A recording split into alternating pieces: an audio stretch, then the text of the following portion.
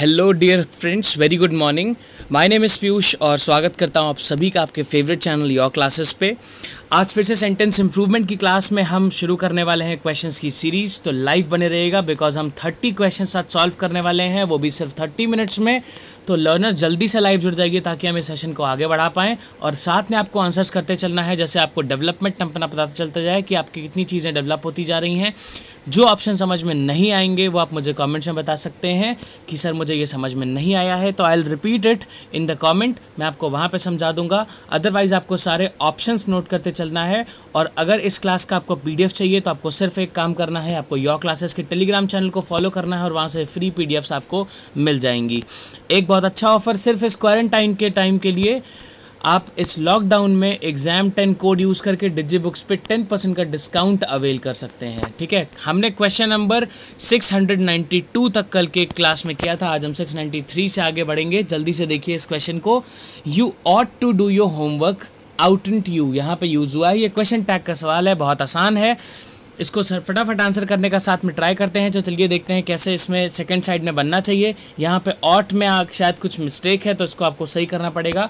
देखिए question tag वाले सवाल में हमेशा हम हेल्पिंग वर्ब लेते हैं, उसके बाद में हम लेते हैं नॉट।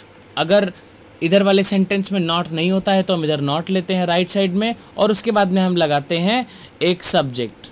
ठीक है, तो इसी तरह से करते हैं। इधर ऑट लगा है तो हेल्पिंग वर्ब क्या लग जाएगी, ऑट। नॉट लगाने की ज़रूरत है कि नहीं, ये बात हम यहाँ से डिसाइड करेंगे। यहाँ पे ऑट के साथ यहाँ कोई नेगेटिव वर्ड नहीं लगा है, यानी कि इधर हमें ऑट के साथ में नॉट लगाना ही पड़ेगा। तो यहाँ पे क्या हो जाएगा, ऑट तो लग गया, फिर साथ में यहाँ पे नॉट लगेगा। फिर यहाँ पे सब्जेक्ट क्या है, यू, तो यू यहाँ पे लगा रहेगा। तो आउट नॉट यू, यहाँ पे जो ऑट नॉट यू लिखा है, आउटंट यू, ये बिल्कुल सही है, यानी कि इसमें कोई इंप्रूवमेंट की ज़रूरत नहीं है। शुड, मस्ट या फिर ऑट सिर्फ काम नहीं कर पाएगा। समझ में आ रहा है? चलिए आगे देखते हैं। इसमें नो इम्प्रूवमेंट हो जाएगा आंसर। 694 देखिए, a thing of beauty is Joy for ever. बढ़िया बात कही है एकदम से। जल्दी से देखिए, यहाँ पे जो एक फ्रेज़ होता है, ये एक फ्रेज़ है हमेशा कि हर जितनी भी सुंदर दिखने वाली चीज़ें होती हैं, जो सुंदरता होती है वो हमेशा के लिए होती है। सुंदरता कोई पल भर की चीज़ नहीं होती है जो क्षण भर में ख़त्म हो जाए। इसीलिए हमेशा मन की सुंदरता देखना चाहिए। ठीक है, ये एक कोटेशन भी है। तो ये सही जो कोटेशन इसका होता है वो होता है, a thing of beauty is a joy for ever. इसमें इज़ जॉय फॉर एवर नहीं होता है, ये होता है हमेशा is a joy for ever. ठीक है, तो इसका आंसर हो जाएगा option number 3, a thing of beauty is a joy for ever. Answer will be option number 3। ठीक है, चलिए नेक्स्ट क्वेश्चन पे आते हैं फटाफट। इन चीज़ों को नोट करते चलिए, जो भी मैं बताते चल रहा हूँ कि ये फ्रेज़ होते हैं या फिर ये कहावत होती हैं, ये प्रोवर्ब होता है, इसको नोट करते चला करिए ताकि आगे के सवालों में कभी भी दिक्कत ना आए।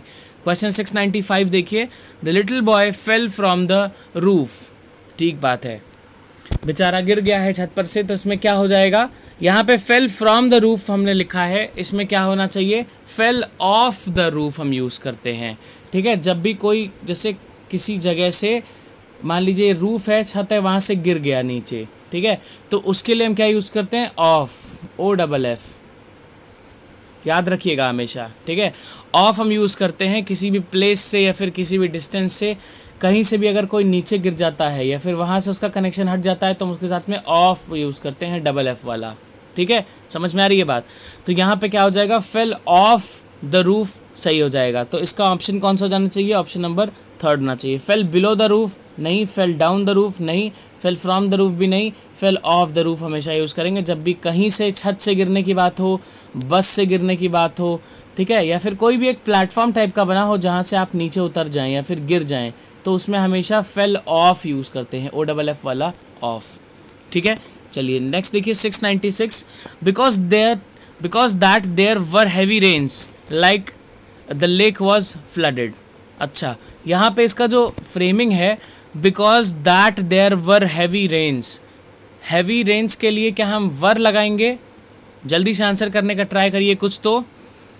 देखो, बिकॉज दैट देयर वर, यहाँ पे ये जो फ्रेमिंग है दैट देयर वर, ये गड़बड़ हो गई है ना। इसमें हम इसको सिंपली कह सकते हैं, कैसे कह सकते हैं, because of the heavy rains the lake was flooded.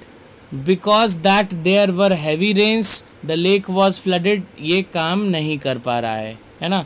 Because of the heavy rains the lake was flooded, because of हम यहाँ पे सिंपली यूज़ करेंगे जब भी बिकॉज ऑफ हमेशा तब यूज़ किया जाता है जब उसके जस्ट बाद में एक रीज़न बताया हो जिसकी वजह से कोई काम हो गया हो या फिर ना हो पाया हो। तो यहाँ पे काम हो गया है क्या, लेक में फ्लड आ गया है, बाढ़ आ गई है, किस वजह से, क्योंकि बहुत हैवी रेन हो रही थी, तो हमने बिकॉज ऑफ लगा दिया। क्लियर है? चलो एज देयर वर नहीं लगाएंगे, सिंस देयर वॉज नहीं लगाएंगे। चलो जल्दी से बात करते हैं आगे 697 पे। The thieves ran away in a black car.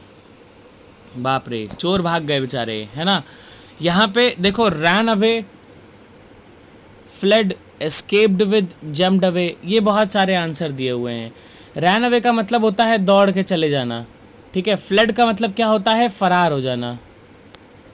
तो जब चोर हैं तो वो क्या होंगे, दौड़ के भागेंगे या फरार हो जाएंगे। अगर दौड़ के भी भागेंगे तो चोरों के लिए हमेशा फरार होना वाला जो वर्ड होता है इसको हमेशा यूज़ करते हैं। समझ में आ रहा है? चोरों के लिए नेगेटिव वर्ड यूज़ करते हैं, तो फरार हो जाना यहाँ पे ज़्यादा अच्छा ऑप्शन रहेगा। तो इसके लिए आंसर हो जाएगा ऑप्शन नंबर फर्स्ट, याद रखिएगा, ठीक है।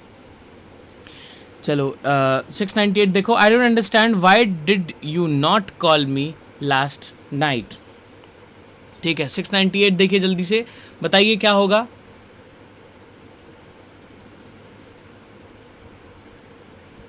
सिक्स 698 का आंसर क्या हो सकता है, देखिए जल्दी से।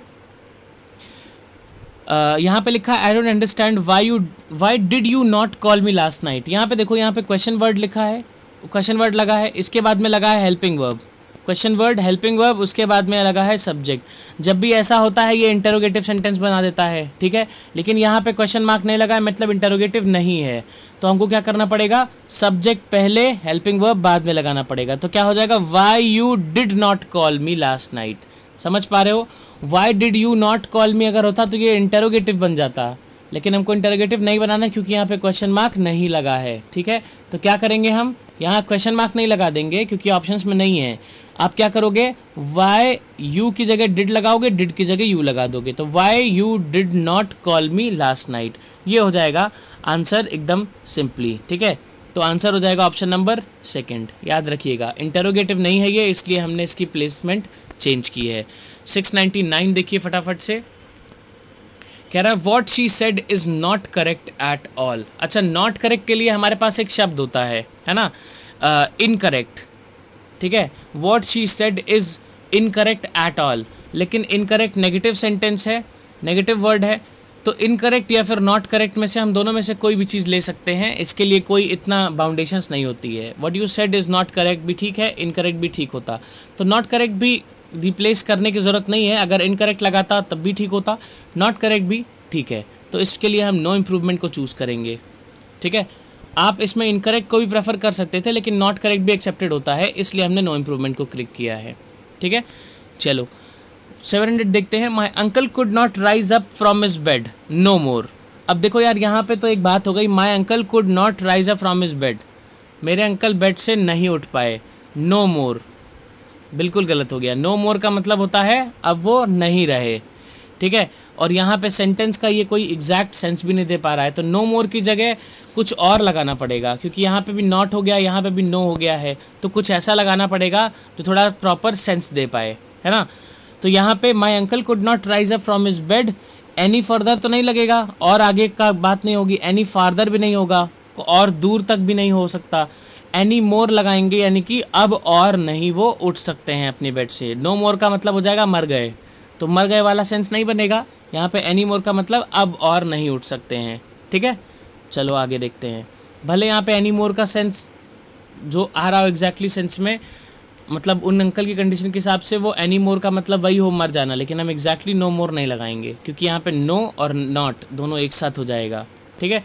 चलो आगे बढ़ते हैं। Next question number 701, the train rolls along the track. अच्छा, train rolls along the track हो गया। यार ट्रेन जो होती है ना, वो पूरी खुद से रोल नहीं करती है, उसके व्हील्स रोल करते हैं। अगर आपको मालूम हो तो ट्रेन के पहिए घूमते हैं, ट्रेन नहीं घूमती है ना। तो यहाँ पे क्या हो जाएगा, रंबल्स हो जाएगा। रंबल्स का मतलब क्या होता है, कोई भी हैवी सी चीज़ जो हो उसका स्लोली किसी भी चीज़ पे मूव करना, उसको बोलते हैं रंबल्स। बात समझ में आ रहा है। रैटल्स का मतलब क्या होता है, रैटल्स का मतलब होता है छोटी छोटी आवाज़ें बनाना, है ना, बहुत सीरीज़ में आवाज़ बनाना। जैसे ट्रेन चलती है तो छोटी छोटी आवाज़ें आती ना खट खट की, वैसी वाली साउंड्स को रैटल्स बोलते हैं, ठीक है। रिपल्स का मतलब क्या हो गया, किसी को बहुत स्मॉल स्मॉल वेव्स में फ़्लो कराना, रिपल्स तो वेव्स के लिए हो जाता है। तो ट्रेन में वेव्स तो नहीं आती, तो रैटल्स ख़त्म हो गया, रिपल्स ख़त्म हो गया। रोल्स नहीं, क्योंकि ट्रेन नहीं रोल करती, उसके पहिए रोल करते हैं, तो रंबल हो जाएगा इसका सही आंसर। तो option number 1 will be the correct answer, ठीक है। 702 देखिए, his miserable condition made us wept. यार मेड अस वेप्ट की बात ही नहीं हो पाएगी यहाँ पे। His miserable condition made us wept की बात हो पाएगी या नहीं हो पाएगी, जल्दी से देखो। मेड अस वेप्ट, अब यहाँ पे क्या हो जाना चाहिए, his miserable condition made us wept. इसका ऑप्शन दिया है made us weep, made us to weep, made us to wept या फिर नो इम्प्रूवमेंट। देखो थर्ड वाला तो गलत हो गया, made us to wept, to wept तो हो ही नहीं सकता, टू के साथ में वीप होना चाहिए, है ना। अगर हो सकता है तो टू के साथ में वीप होना चाहिए। अच्छा, his miserable condition made us wept नहीं लिखाएंगे, वेप्ट दिखा रहा है कि पहले ही रो चुके हैं, है ना। तो मेड अस वीप, क्या कर दिया था, हमें रुला दिया था। तो ऐसी कंडीशन में मेड अस वीप हम प्रेफर करते हैं, मेड अस टू वीप या मेड अस टू वेप्ट नहीं हो पाएगा, इसलिए क्योंकि ये कॉजेटिव वर्ब है ना। मेड जो होता है ये हमेशा क्या करता है, मेड के बाद में वर्ब की फर्स्ट फॉर्म यूज़ होनी चाहिए। देखो यहाँ पे लिखा है मेड, तो मेड के बाद में क्या यूज़ होना चाहिए बेटा, वर्ब की फर्स्ट फॉर्म, ये एक रूल होता है, ठीक है। तो मेड अस वेप्ट गलत हो गया, मेड अस वीप हो जाएगा, ठीक है। चलो आगे देखते हैं। Question number 703, everybody was alarmed with the news of his murder, ठीक है। Everybody was alarmed with the news of his murder. अब यहाँ पे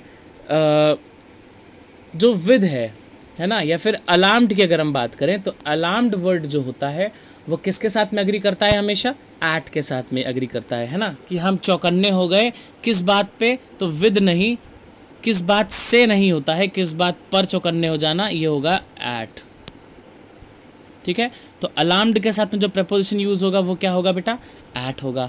तो हो जाएगा everybody was alarmed at the news of his murder, option number 3 हो जाएगा सही आंसर। तो याद रख लीजिए या फिर अपनी कॉपी में नोट कर सकते हैं, अलार्म्ड के साथ में एट लगता है, ठीक है। जब भी रीज़न दिया होगा तो हम हमेशा लगाएंगे अलार्म्ड एट समथिंग। 704 देखिए, the greatest fear which is scaring of the world today is global warming, which is scaring of the world today. अब देखो पहली बात तो यहाँ पे जो बात है वो ये है कि जो ग्रेटेस्ट फियर है, यानी कि एक जनरल बात यहाँ पे हो रही है ना, कि जो आज के टाइम का जो सबसे बड़ा फियर है, और टुडे का मतलब है जो जनरली चीज़ चल रही है, यानी कि हैबिट में जो चीज़ है। तो आपको पता है हैबिट के लिए हम क्या लगाते हैं बेटा, मैं आपको बता चुका हूँ कई बार, जब भी हैबिट डिस्कस होती है हम क्या लगाते हैं, वर्ब की फर्स्ट फॉर्म लगाते हैं, ठीक है ना। हमेशा हैबिट जब डिस्कस होती है तो वर्ब की फर्स्ट फॉर्म लगाते हैं। तो यहाँ पे विच इज़ स्केयरिंग द वर्ल्ड की जगह क्या हो जाएगा, विच स्केयर्स द वर्ल्ड या दैट स्केयर्स द वर्ल्ड, ठीक है। तो यहाँ पे देखो आपको कोई भी दिक्कत लेने की ज़रूरत नहीं है, ऑप्शन नंबर फर्स्ट वाला जो भी ऑप्शन वर्ब की फर्स्ट फॉर्म ले रहा होगा उसी को हम आंसर मान लेंगे। इसमें that scared of the world गलत हो गया, which had scared of the world गलत हो गया, दैट स्केयर्स द वर्ल्ड सही है, ऑप्शन नंबर 3 हो जाएगा इसका सही आंसर। क्लियर है। चलिए नेक्स्ट देखते हैं 705, anyone interested in computer programming can find a job in contemporary industry if you learn. यार यहाँ पे देखो, यहाँ पे एनीवन की बात हो रही थी, मतलब कोई भी, और यहाँ पे यू की बात होने लगी, तो क्या ये सही हो सकता है, ये गलत हो जाएगा, है ना। If you learn the basic programming language such as COBOL and Fortran. अब यार यहाँ पे एनीवन की बात हो रही थी और यहाँ पे यू लर्न लिख दिया इन्होंने, तो कुछ ना कुछ यहाँ पे अर्थ का अनर्थ हो चुका है ना। तो यहाँ पे यू वाला ऑप्शन रिप्लेस करेंगे हम, उसके अलावा देखते हैं क्या चीज़ सही हो पाता है। यहाँ पे कह रहा है anyone interested in computer programming can find a job in contemporary industry. किस तरह से पा सकता है, इफ़ यू लर्न की जगह पे क्या होना चाहिए, बाय स्टडिंग दिया है, बाय द स्टडी ऑफ दिया है, by if he would learn नहीं हो पाएगा, ही में वही चीज़ फिर से आ रही है, ही फिर से आ रहा है, by the study of the basic programming languages as COBOL and Fortran.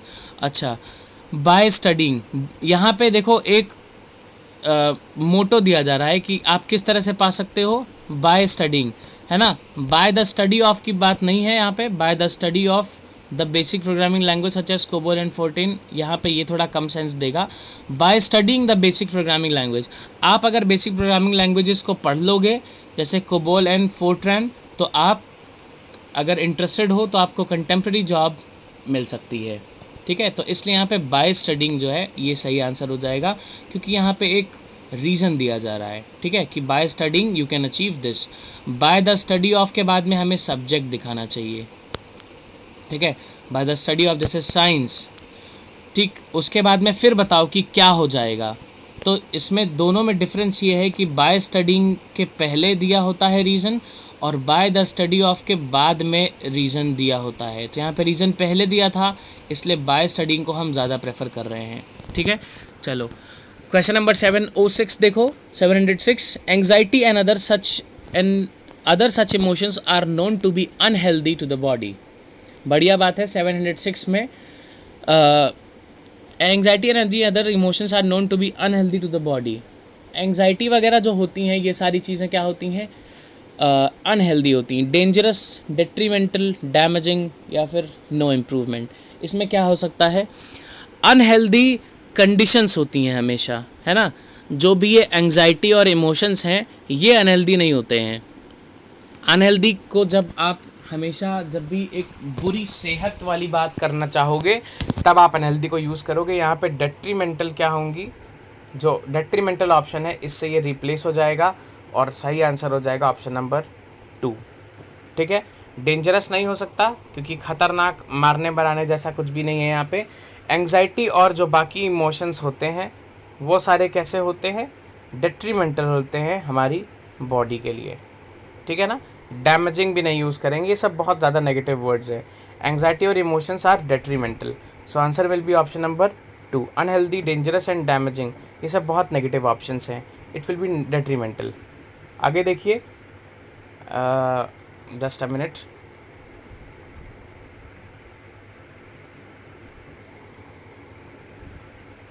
ठीक है। 707 देखिए, the Portsmouth summer art festival is the only place in New Hampshire where we are fortunately see such diverse tales all in one place। अब देखो where we are fortunately see, ये तो एकदम sentence का अनर्थ कर दिया। where we are fortunately see, अब देखो पहली बात तो ये हो जाएगा where we fortunately see, या तो ऐसा हो जाना चाहिए, या where we are fortunately watching या looking at। seeing तो होता ही नहीं है जनरली, है ना। seeing हमेशा किसी एक पर्टिकुलर फ्रेज़ के साथ में यूज़ होता है। सीइंग वैसे SEING वर्ब की तरह नहीं यूज़ होता है। तो इसमें देखते हैं कौन सा सही हो जाना चाहिए। We are able to fortunately see, ये भी ठीक हो सकता है। सेकंड कह रहा we are fortunate to see, ये भी सही हो सकता है। We are fortunate to seeing, ये भी हो सकता है। नो इम्प्रूवमेंट तो नहीं होगा। अब देखो यहाँ पे फोर्थ ऑप्शन कट गया। बढ़िया वाला कौन सा हो सकता है, जल्दी से बताने का ट्राई करो। 707 का क्या ऑप्शन हो सकता है, यहाँ पे हम क्या लगाएंगे। देखो ये कह रहा है वी आर फॉर्चुनेटली सी, तो गलत हो गया। We are able to fortunately see, नहीं, वी आर एबल नहीं, यहाँ पे क्षमता की बात नहीं हो रही है कि हम एबल हैं फॉर्चुनेटली देखने के, नहीं। यहाँ पे है we are fortunate to see, ठीक है, ये ऑप्शन एकदम सही है। We are fortunate to seeing नहीं लगाएंगे क्योंकि ING form of verb to के साथ में हमेशा नहीं लग पाता है। कुछ सर्टेन कंडीशंस होती हैं, उन कंडीशंस में ये वाली कंडीशन नहीं आ रही है। वी आर फॉर्चुनेट टू सी यहाँ पे सही, सिर्फ एक सही ऑप्शन है, इसलिए हो जाएगा ऑप्शन नंबर 2, ठीक है, कि हम लकी हैं कि हम देख सकते हैं ऐसे diverse tales in one place, ठीक है। 708 देखिए, he speaks not only English but Hindi as well. अब आपको पता है यहाँ पे नॉट ओनली के साथ में हम बट ऑल्सो लगाते हैं। ये बहुत आसान क्वेश्चन है, इसमें कुछ भी बताने की ज़रूरत जैसी नहीं है। ये एज अ रूल आप फॉलो करोगे तुरंत आंसर आ जाएगा। कह रहा है ही speaks not only English, not only के बाद में बट के साथ ऑल्सो आता है, आपको मालूम है, तो ये हो जाएगा बट ऑल्सो हिंदी। आंसर हो जाएगा ऑप्शन नंबर 3 बिना किसी कन्फ्यूजन का, ठीक है। अगला देखते हैं 709 एक्सक्यूज़ मी। कह रहा है his powerful desire brought about his downfall. उसकी जो पावरफुल डिज़ायर थी, जो तीव्र इच्छा थी, उसी से उसका डाउनफॉल हुआ, ठीक है। हिज पावरफुल डिज़ायर, ठीक है, हिज पावरफुल डिज़ायर, किसी की भी जो इच्छा होती है ना, अगर वो पावरफुल होती है तो उसका डाउनफॉल नहीं होता है ना। अगर जो डिज़ायर हो वही सिर्फ पावर पाने की हो तब उसका डाउनफॉल हो जाता है। यानी कि आप चाह लो कि आपके पास दुनिया की सारी पावर आ जाए तो आपका डाउनफॉल हो जाएगा। अगर आपकी डिज़ायर पावरफुल है तो डाउनफॉल नहीं होता है। तो यहाँ पे जो पावरफुल डिज़ायर लिखा है ना, इसने सिर्फ आपको भ्रमित कर दिया, ये गलत है। तो क्या हो जाना चाहिए, इसका सही ऑप्शन क्या हो जाना चाहिए, ऑप्शन नंबर 2 में लिखा है इज डिज़ायर फॉर पावर। तो पावर की जो डिज़ायर इच्छा होती है वही हो जाती है डाउनफॉल का रीज़न। ठीक है, ऑप्शन नंबर 2। जैसे देखिए चाइना को बहुत ज़्यादा पावर पाने की ज़रूरत पड़ी थी, है ना। अभी देखिए कोरोना वायरस वहाँ से निकल गया तो सारी इच्छा ख़त्म हो गई। ठीक है, अभी एकदम बिल्कुल ठंडे पड़ गए। तो ऐसे ही होता है। क्वेश्चन 710 देखिए, my opinion of the play is that it will win the national award. अच्छा, my opinion of the play क्या होना चाहिए, इसका ओपिनियन अबाउट हम यूज़ करते हैं जब भी हमको किसी भी स्पेसिफिक चीज़ के लिए बोलना होता है। तो my opinion about the play is that it will win the national award. अब यहाँ पे किसके लिए स्पेसिफिकली बोला गया है, प्ले के लिए, है ना। द प्ले यानी कि एक स्पेसिफिक प्ले। तो यहाँ पे क्या हो जाएगा, opinion about the play, option number 2 हो जाएगा। क्लियर है, चलिए आगे बढ़ते हैं 711 पे। Too much of anything is good for anything. अब देखो बहुत ज़्यादा कोई भी चीज़ होती है वो अच्छी नहीं होती है, ये आपको मालूम है। ठीक है, तो ये कह रहा है too much of anything is good for anything. किसी भी चीज़ का बहुत ज़्यादा किसी के लिए भी बहुत अच्छा होता है। ये तो गलत हो गया ना बात, यहाँ पे कोई नेगेटिव वर्ड आना चाहिए यार।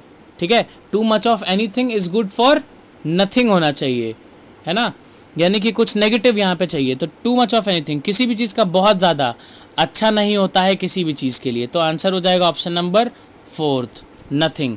ठीक है, यहाँ पे ध्यान रखिएगा, फर्स्ट में नो इम्प्रूवमेंट दिया है और फोर्थ ऑप्शन है नथिंग। तो ऑप्शंस भी आप मार्क करते टाइम ध्यान देंगे कि हमेशा फोर्थ में नो इम्प्रूवमेंट नहीं लिखा हुआ है। 712, the most important part in life is to be humble.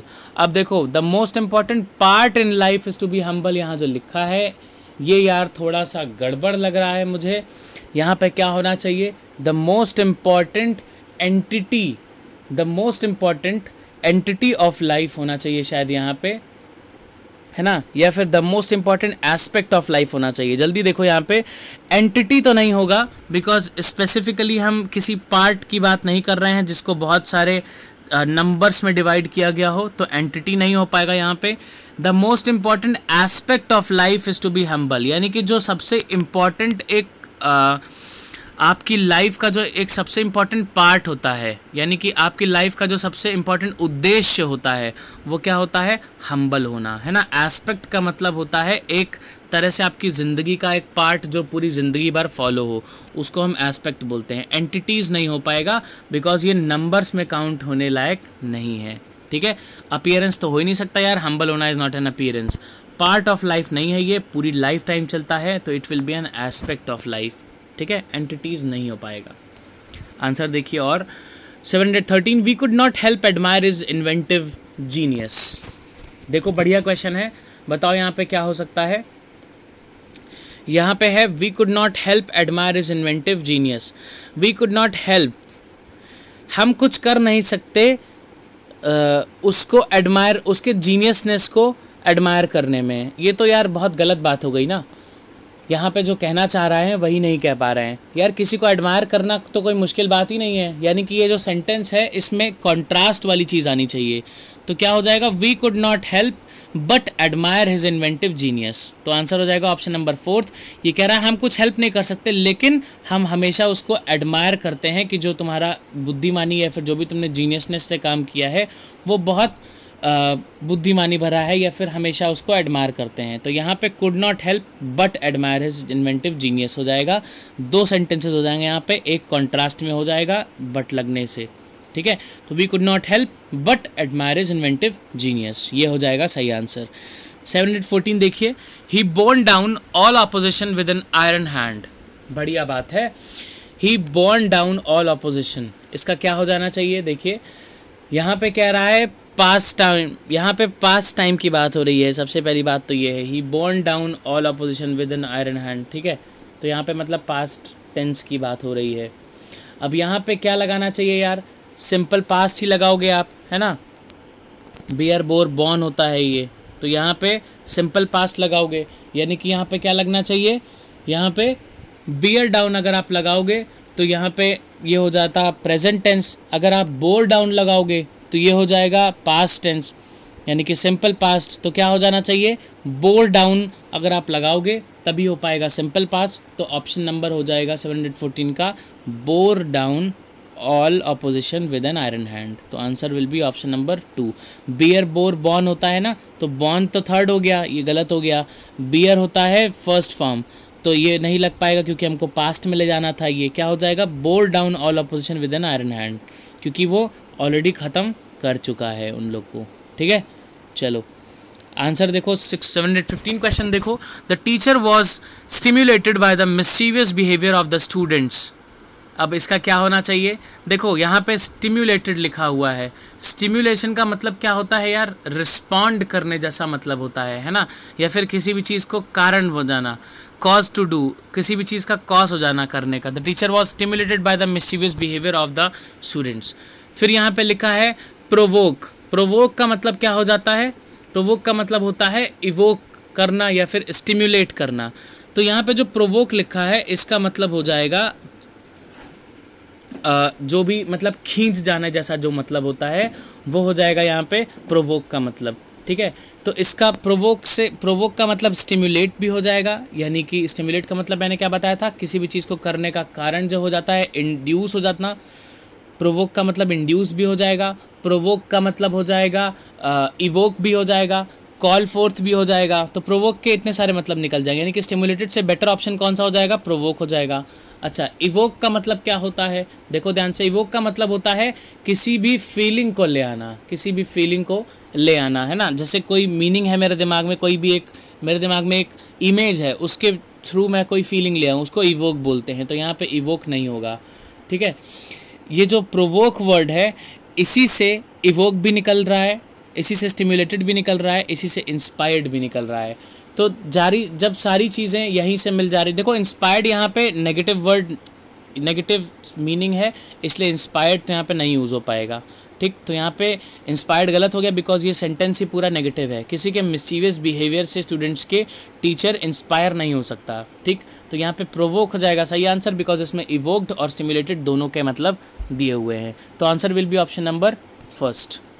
ठीक है, चलो देखो 716, the prisoner was kept in jail. ठीक है, यहाँ पे केप्ट इन जेल। अच्छा, केप्ट इन हम हमेशा लगाते हैं केप्ट इन कन्फाइनमेंट। किस में रखा गया है यार, वो जेल में रखा नहीं गया है। वॉज सेंट टू जेल होता तो ठीक था, वॉज केप्ट इन कन्फाइनमेंट हमेशा याद रखना, केप्ट इन कन्फाइनमेंट होता है। ठीक है, कड़े जाल में या फिर मतलब घेराबंदी के साथ में या फिर जेल के अंदर, इसको हम बोलते हैं he was kept in confinement. Clear है, चलो अब आगे देखो। प्रिजन तो ऑलरेडी आ चुका है, इसलिए हम जेल नहीं लगाएंगे, अभी कन्फाइनमेंट यूज़ होगा यहाँ पे। ठीक है ना। 717 देखो, the students met the college authority whom allowed them to sit for the exams. अब यहाँ पे देखो हु, विच और हुम, यहाँ पे हु, विच और हुम की लड़ाई है बेसिकली। तो 17 का क्या हो जाना चाहिए, which allowed them to sit for the exams हो जाना चाहिए, है ना। 717 में हम लिखेंगे विच अलाउड देम्स।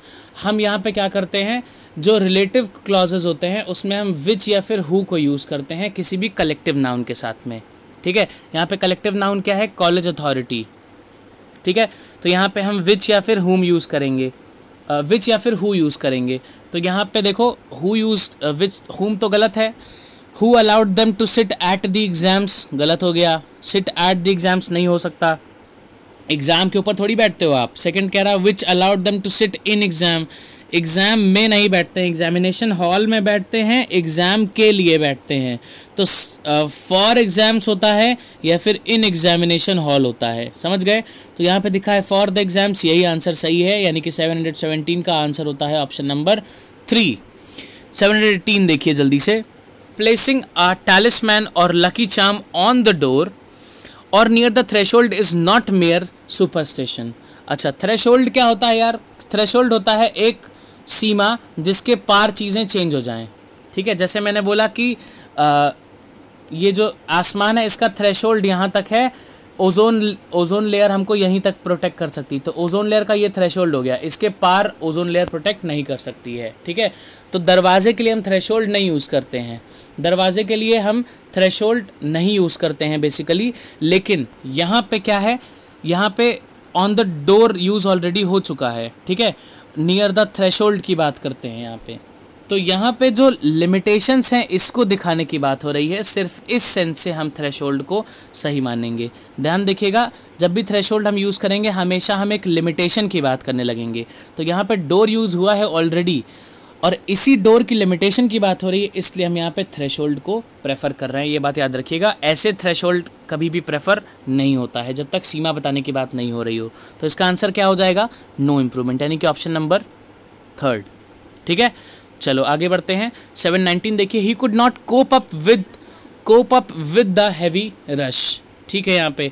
यहाँ पे कोप के साथ में हमेशा क्या यूज़ होता है बेटा, विद यूज़ होता है, ध्यान रखिएगा। कोप के साथ में हमेशा क्या यूज़ होता है, विद यूज़ होता है। तो कोप अप विद नहीं, कोप विद यूज़ हो जाएगा।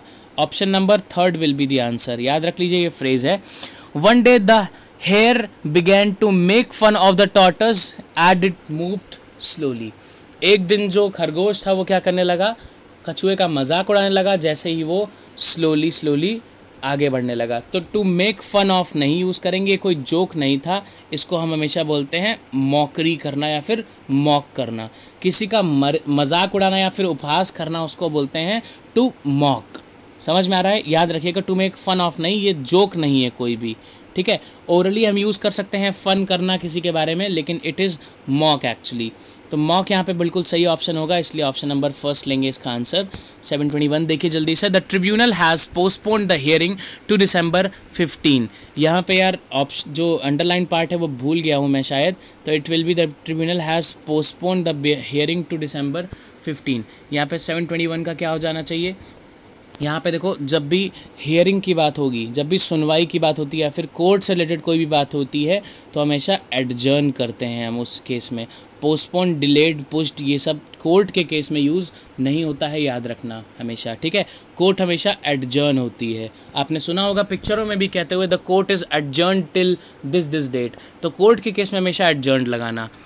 फिर कहता है, the workers are very determined on fighting for their dues, ठीक है। इसका आंसर जल्दी से देखने का ट्राई करो। इसका मतलब, इसका आंसर हो जाएगा, the workers are very determined on fighting for their dues. इसके लिए हम एक कोई भी चीज़ ऐसी रिप्लेसिंग लगा सकते हैं क्या, तो यहाँ पे रिप्लेसिंग वर्ड अगर होना चाहिए तो होना चाहिए हेल बेंट।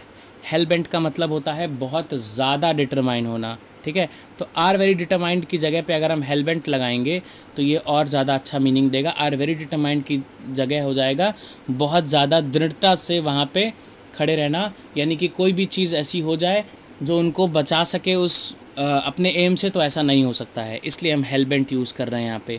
ऑप्शन नंबर 3 है एकदम सही आंसर, यानी कि आर वेरी डिटरमाइंड की जगह हम हेल बेंट यूज़ कर सकते हैं, तो ये ज़्यादा स्ट्रांगली इस चीज़ को सपोर्ट करेगा, ठीक है। सो आज के लिए फ़िलहाल 30 क्वेश्चंस ही, अभी 30 क्वेश्चंस पूरे हो चुके हैं। कल फिर से मिलूंगा आपके साथ में, इसी टाइम पे जुड़ूंगा, तो 9:30 बजे मेरे साथ जुड़ना ना भूलें। और वीडियो को ख़त्म करने से पहले सिर्फ लाइक, शेयर और सब्सक्राइब बटन ज़रूर दबा दें, ठीक है। Thank you and take care.